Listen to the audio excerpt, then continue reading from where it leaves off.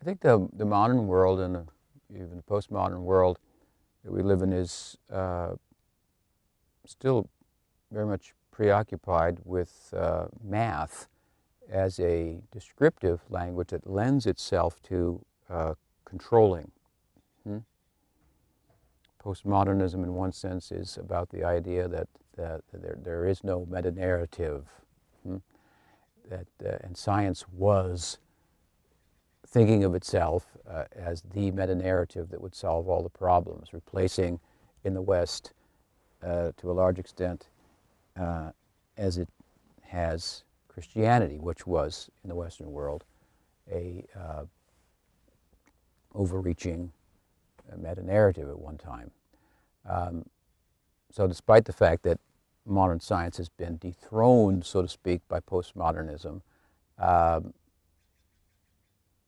not everyone is willing to go along with that, and I think that there's still a lot of faith, if you will, without thinking about it, in the idea that that we can master the natural world. And math is, as I say, a very prominent language in this thinking and in this faith. I don't think that's a very well-reasoned faith, but as opposed to that language, the sacred texts of India, they speak poetically about the natural world.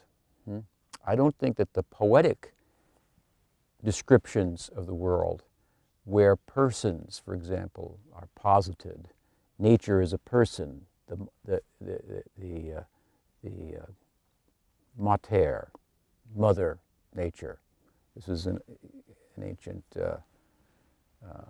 Latin idea as well, but the Indians have, I think, Vedanta has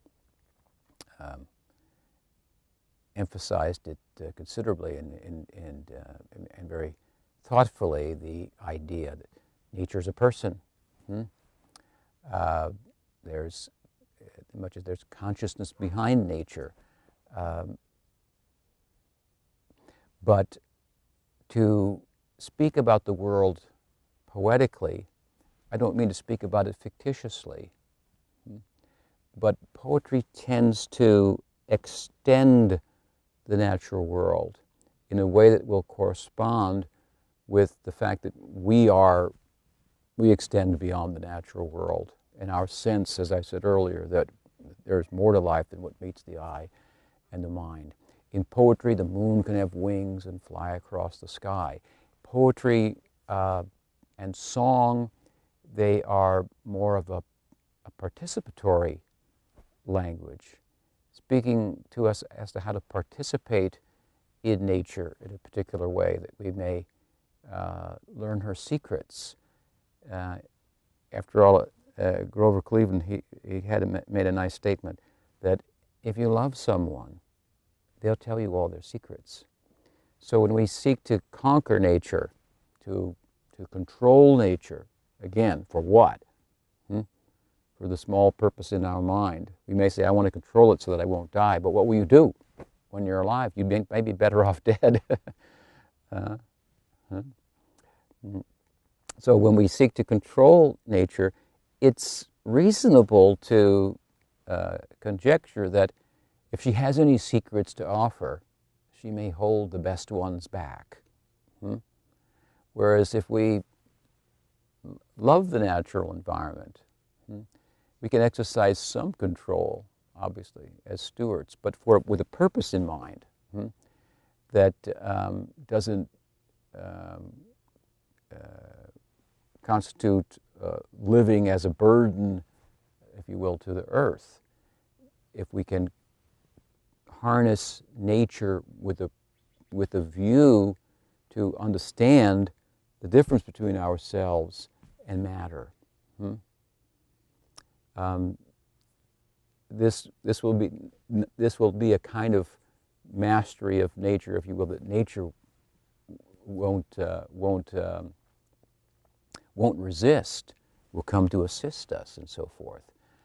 So with song, with poetry, that the ancient texts and the spiritual seekers tend to speak about the world with such languages, through such mediums, they seek to engage us in the world in such a way that we can actually learn the secrets of nature. And the real secret of nature is that it has a soul, and it's you and me.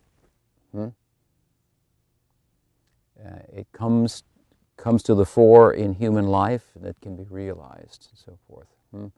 This secret will never be understood by trying to control nature for the purposes, selfish, national, even planetary, and so forth.